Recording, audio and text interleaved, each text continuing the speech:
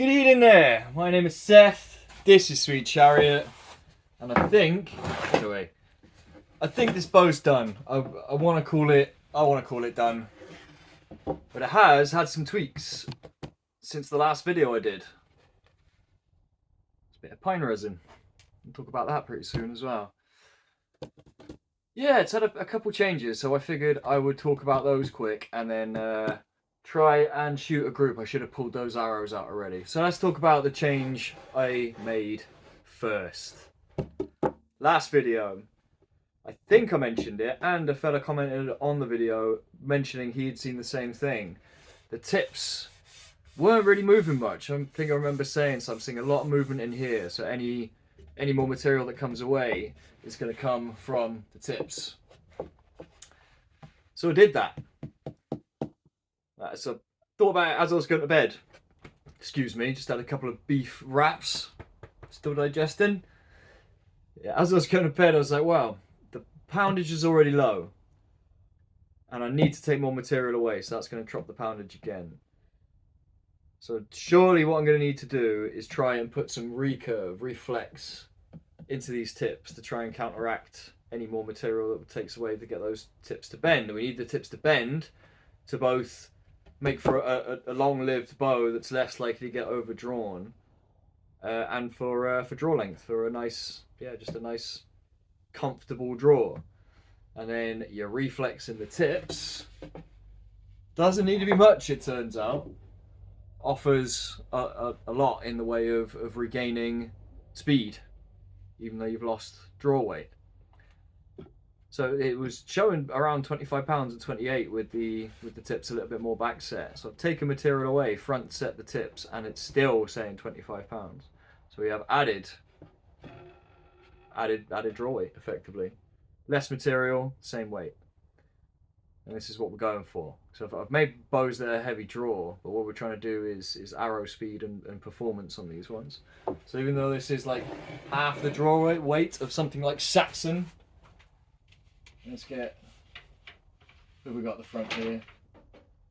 Thatcher, one of my silly back set English longbow hybrids. This bow, I remember shooting it's shooting really well. Even though it is daft, it should be sort of more that way around.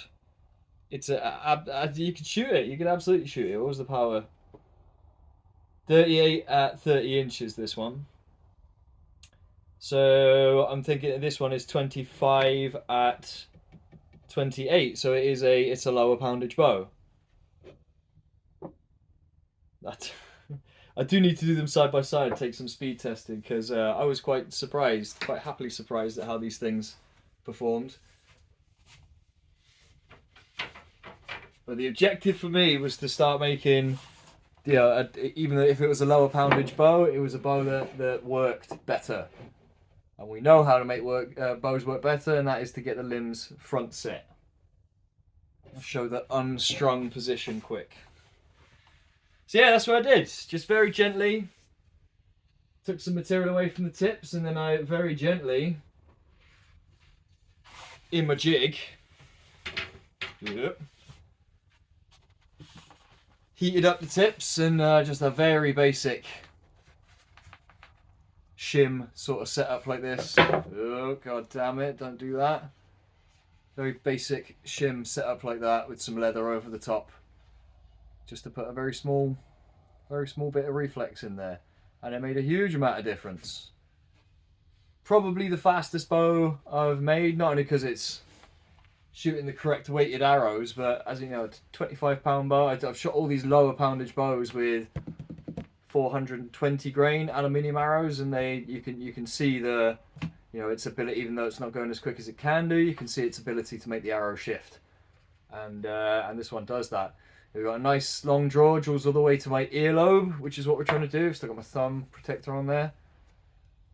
Thumb draw, and then anchor at your earlobe. I probably should have shown that. Can I even show it off on this angle? I might have to do a short all of its own. Take it out in the sunshine and show it off. Yeah, we draw it back to our ear. And it's a funny sort of feeling when you're making these things, because it's going to resist you. But it's about knowing the difference between it resisting you and having bend to go, and it resisting you because it's got no more bend to do. You sort of hit a wall, and you're so yeah, you've got to sort of brave. You know, are you hitting the wall, or are you just hitting a point where it ramps up a little bit? It's a very nerve-wracking experience, but all you can do is do it. So yeah, I've strung and shot this, and we're still fairly front set still. It will return just a little bit more. Yeah, the tips are in front of the handle now. So we could try and get more. I could try and unbend these more. Get some more severe reflex on there. I don't think I want to. And part of the issue with this one is, well, if I haven't got forms. To do this properly, to get your curves in there nicely, you need forms, nicely shaped blocks, a few pieces of wood to wrap over. What I've noticed with self bows is the shape isn't always uniform. You can see it particularly on this limb, so if it's not close enough. Got a knot here and a lump here and a lump up here that I've tried to retain material around. So putting it on a form isn't well, it could work, but it could potentially have issues. Even doing this one on the jig, I had issues because bending it from here, it would recurve and then sort of twist like this. So each time I did that, I then had to pull it back, and then you sort of run the risk of it sort of losing the recurve that you put in there. So the order in which you do things is quite important, and especially when it comes to resetting. It seems you can create problems if you're not doing it mindfully. There's even my basic jig setup. The key part is that the handle has to be set in place. You can see it on the table like this. And the tips are now in front of the handle, but over the next like half an hour or so, when I put this bow down, the tips will be holding the bow just off of the table. So yeah, they will string follow and back set these bows. I think even an extremely well cured piece of wood, it's an organic material, and you have to build it in. You have to sort of build that feature in, the fact that it will back set. I mean, the way it was shaped before, it was like this. It was this sort of shape before it had been strung. So after it had been strung and shot, it was even more back set than this. Which just sort of makes me wonder, could I do more? Could I try and get more out of there? But no, I think we're here. Like I say, we're around 25, 28. And it's a proper 28. You don't feel like we're up against the wall. Doesn't feel like if you just pull it to 28 and a half, it's gonna break. Yep. So let's get him strung up again.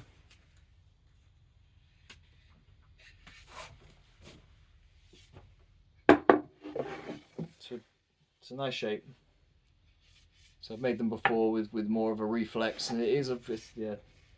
You can see when you've got it. The horsebow that I snapped was fantastically shaped to get this lovely shaped limbs. But this is good. This is nice.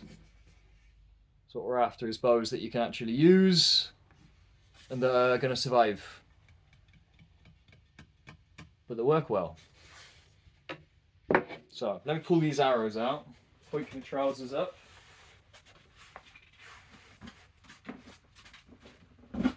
And to anyone who's followed along this whole series, thank you so much. Thank you for humouring me. And I'm sorry I couldn't make it happen with one piece of wood, with the original piece of wood. And I tell you what, going back to those thumbnails of that bit I was working on, yeah, I went into that project just like, hey ho, let's use any piece of wood and see what happens. What's the worst case scenario?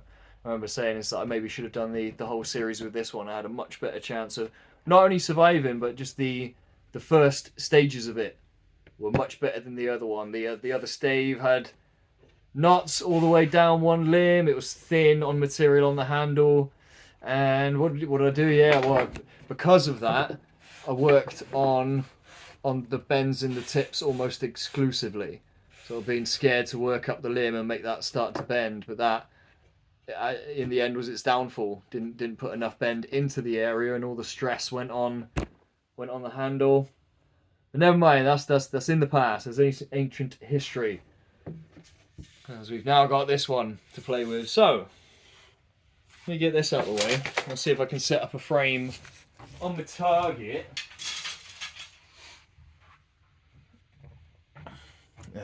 Can I move my light first? I wonder. Is there enough cable? And I know my target is awful. And my light is awful as well. Is that going to work? That'll sort of work. I'll get this track out of the way.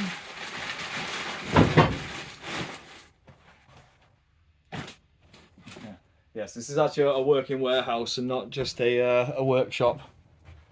So we have lots of stuff. So we don't have any proper targets. What we do have is a lot of waste cardboard that will be thrown away anyways. So what I do is, is use it as my archery target. In the ghetto. Righty-o. Let's have a quick talk. Something else to mention about this that I haven't yet. I was sort of not really able to do the full and final testing because the brace height was too high with the string that I was using. This one is also for a 64-inch bow, but is very slightly longer. Got given me to by the fella at the Wales Archery store. There's just a spare one. That's the knock-in for Thatcher. Actually, I could sling this on Thatcher, and that would line up, and we could shoot. Yeah, this string produces 8 inches. That is 8 inches. I've measured it already. It was closer to 8.5, I think, with the other string. So that's okay. We could probably go lower than that. And the reason I mentioned that is because arrow speed is sort of what we're chasing here.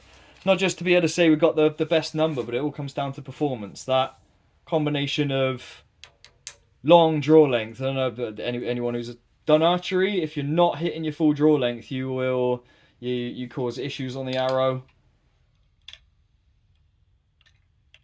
What's the best way to describe it? Yeah, you don't line everything up. You don't get your elbow back and the arrow properly lined up, and things just don't work well together, and you sort of produce inaccuracy through bad spining or just sort of bad angles. Yeah, so that's one thing. And then your arrow speed, that produces flatness, which is also good for accuracy, because you're not trying to instinctively make up for drop. So, although we want things fast, it also needs to draw long. So you think about it, if you just want to make a powerful bow, you draw like 3 inches and down, off it goes. But no, you need that time with the string behind the arrow to send it forth. So it's a fine balancing act. Right, so arrow wise, these are too heavy. This is what, a 25-pound bow? This is a 420 grain arrow. Yeah, like a third too heavy. You should have a 250 grain arrow rather than a 420 grain arrow. Yeah, this one is heavier than the aluminium ones again. One of my homemade hazel arrows. Shoot that anyway, because it does work. Funnily enough, one of my other homemade hazel arrows lost its tip. So I think this comes in at the lightest out of all of them. Though I haven't measured it, I probably should. It's a nice one to have. Flies really well, even though it hasn't got its tip on there. But it is, what, probably 30 inches long. It's quite a long arrow. And long arrows are good for stability. And now I'm going to big these up, and I'm very proud of these ones. I'm not even getting them frame here. Yeah, these ones are my more precisely made homemade hazel arrows. took a bit more time with these, and I had a target weight I was trying to get to, and they have ended up around 340 grains. They can be a little bit lighter than that actually, because they potentially dried out. But yeah, that's closer. Although it's not quite as light as it should be, that is much closer to where it should be. And hopefully from that angle you'll get some feedback on that. You know, the arrow hitting the target quicker, effectively. So yeah, let me see if I can go do a group. Oh, I should have measured this distance as well. I'll do it in paces from the target. 1, 2, 3, 4, 5, 6, 7, 8, 9. We're doing 10 paces, whatever that is. It's probably like 9 meters or so. Yeah, it's probably around that, 9, 10 meters. So we'll start off. We're going to start off with the heaviest. We'll do the heaviest arrow first. What are we going to aim for? Well, aim for, well, you probably can't see it now, actually. That top bit of lettering is what we'll aim for. Or do we? No, we'll aim for this guy right here. This handle in the box, and we'll see how we do.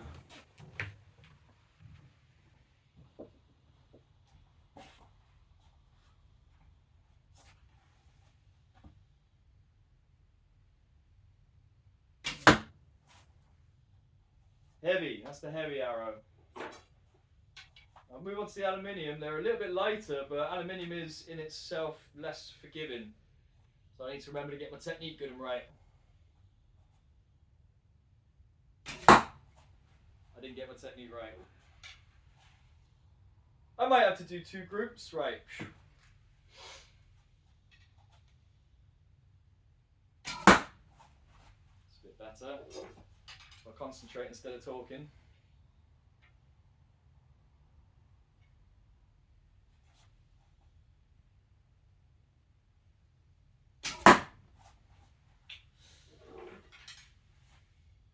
Better, come on, do better.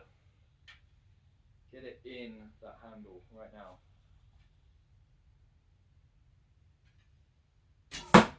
Ah! Right, we're on to the lightweight arrows now.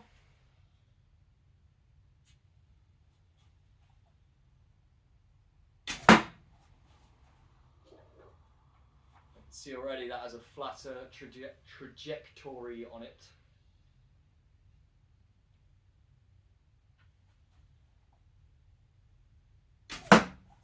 Close.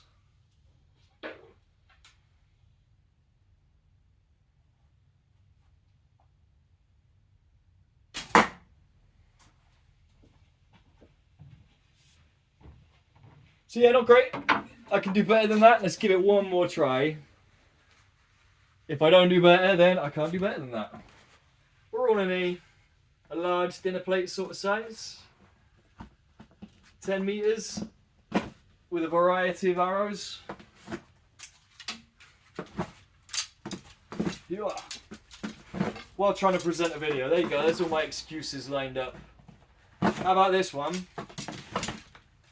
I am going to do not talking. I'll see if I can do better.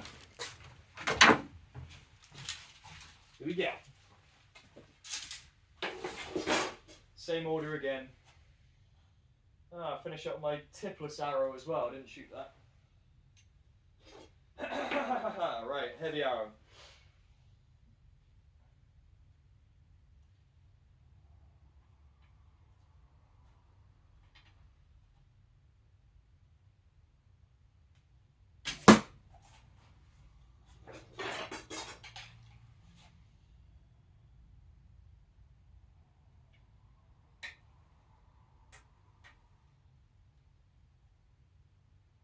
Be able to hear that knock.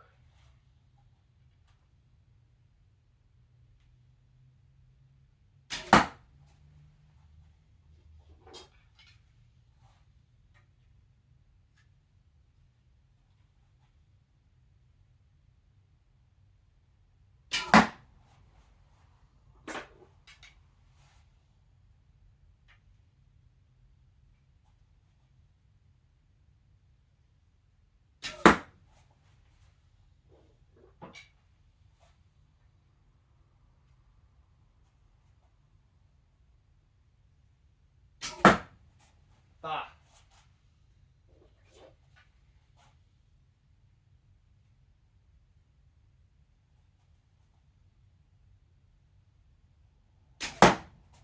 Oh, that was all over the place. I'm not flicking my hand. Come on, Seth. Right, put it in the handle. Bit better.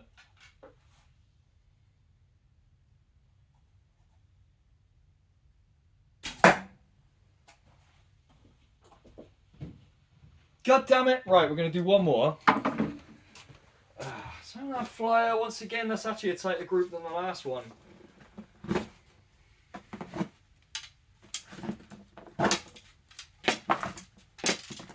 I want to do better than that. It can do better than that. Or maybe it needs some final tweaks. There is some things to consider. Of course, at this point, to say it's actually finished, is the string line actually central? And it definitely is. But are your arrow passes as thin as they could be? Just a small amount of material off of here can do a massive amount of, or helping, won't solve your problem. As you combine it with a flick of the wrist from Katra, that's what I think I'm forgetting to do. So in two things to check: the arrow pass width, and then how narrow the handle is. You want the handle nice and narrow, so you can wrap your hand around it and flick that sucker out of the way. And see if I can remember that as I do this group.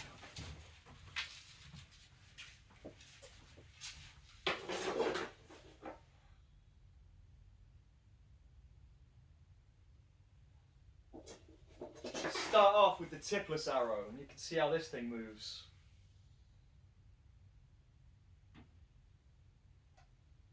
I have to talk about knocking point at some point as well. The knocking point I've discovered for accuracy is incredibly important, and also speed, arrow speed.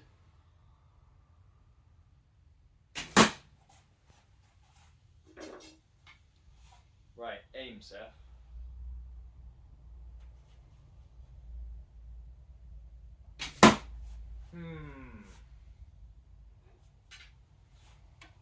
Don't think I fully drawed that one.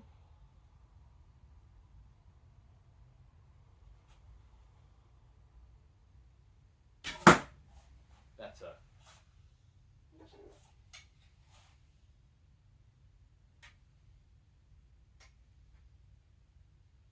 In terms of getting arrow flight, having a knock in the right place, especially when you're shooting off the hand, really important.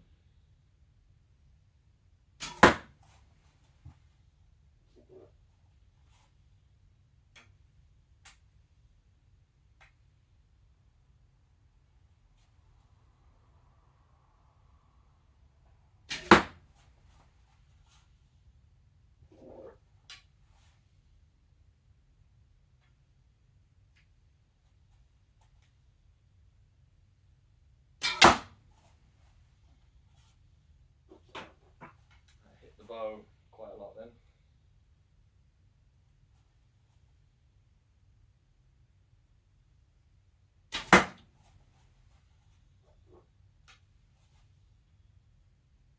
Try and remember my kudo.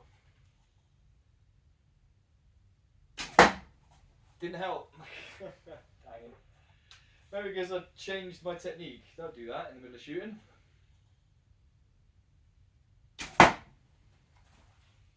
Well now.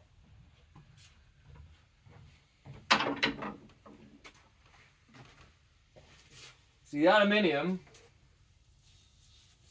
when you shoot it properly, will make your dreams come true. We could do better than this. Maybe I can't actually. I have shot better groups. But unless you can actually do it, this is how well I can do. I'll tell you what, that is longer than the range I started off shooting thumb with. I had to bring it in real close.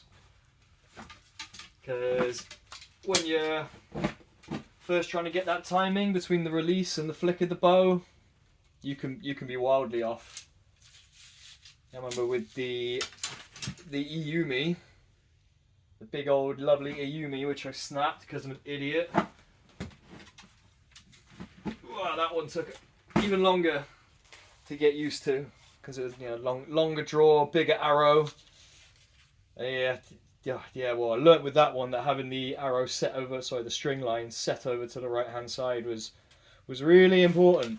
But with this, excuse me, that's a bow that's designed to shoot only off the right.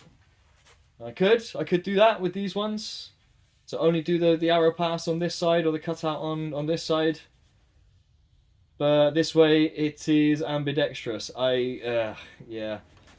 I could try shooting it off the left. I'm going to come closer because I don't know how it behaves. Because we've got a very traditional handle. We're not capturing the bow out the way, flicking the bow out the way. We are spining. So asking the arrow to bend around the bow. So it takes a very particular arrow to make that traditional style work, and also it tends to hit my hand. So let's see what happens with this hazel arrow. Ow! Yeah, that really hit my hand, and it kicked it massively. Still pretty good speed though. Right, I'm going to try a longer draw and see if it behaves itself better. Do I have a glove? I might have a glove. Yes! No, it's the wrong glove. Never mind. Right, I'll just bleed. What I need to do is get it to full draw and also line everything up properly.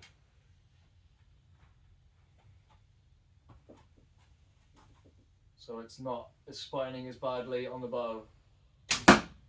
Oh, it's still spined badly on the bow and hit my hand. How does shooting off the hand on an English longbow work then? None of them have worked like that. They've all worked beautifully shooting off the right, but theoretically, it should, you should be able to find an arrow. Dang it. Find an arrow that works off of that handle. That is a recognised amount of material for an arrow to try and pass around, or is that... Oh, god damn it. Or is it never going to work as well? Let's see if you can see that. Tell me, traditional bow users, I've only ever used the bows that I've made. It's an interesting little factoid for you. And like I say, it shoots absolutely fine off of this side, and in theory, you should be able to shoot like a traditional bow off of this side. But I guess you need your arrows spined in a particular way, is what I'm guessing. The center cut bows, you just really need a nice stiff arrow that's weighted to the bow.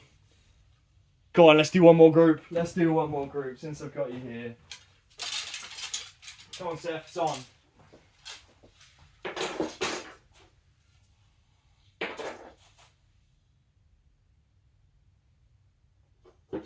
Heaviest to lightest again. Come on, get this heavy one to work, and then the rest will be right on it.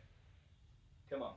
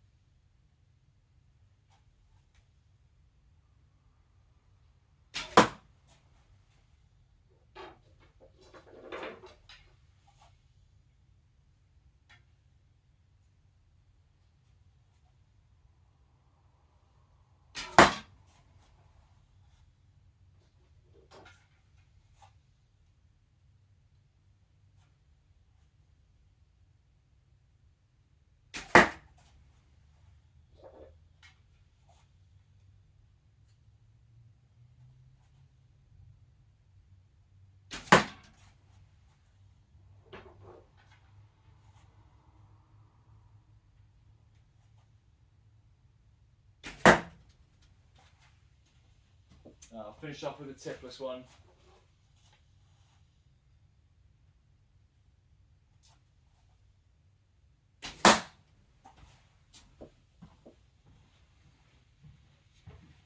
Audio. Yep. Just got excited. So you got 2 in the ring, 2 in the bullseye.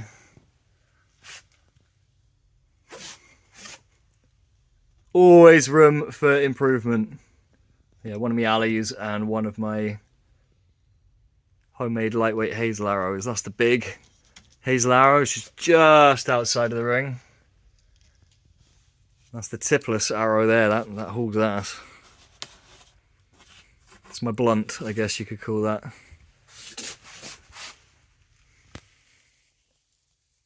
Not a bad way to finish the video.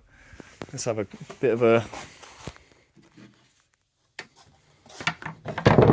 closer look at this guy, even though the proper light's not on it.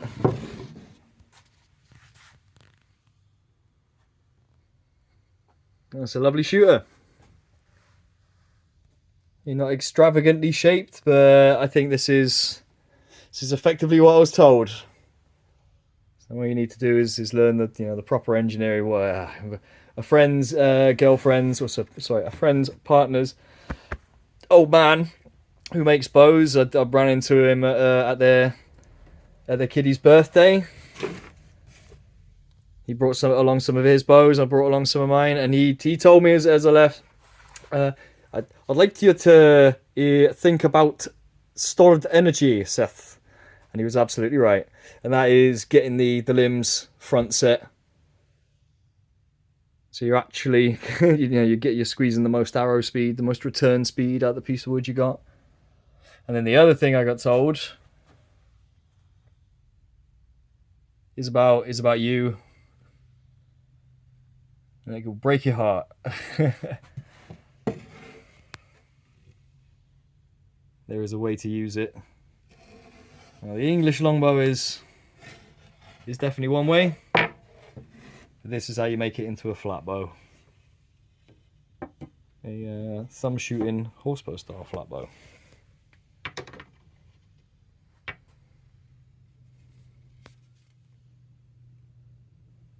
I call it a kid's bow, but yeah, for your thumb shooting horse bows, I think 25 and 35 pounds are actually very common. It's a difficult style to learn, and the bows are quite quick anyway, because they're normally short and super recurved. So I guess this is closer to a Turkish longbow sort of design, I guess. Like I say, I've only shot the bows that I've made, so I'm no expert. But I hope you've enjoyed following along in my messy workshop, making bad bows out of awful wood. But we did it. That is what we look for. If it's able to shoot quickly, accurately, it shoots. Thanks again, everybody. I'll see you in the next one. Let's get that thumbnail. Dozy. Take a steady, y'all.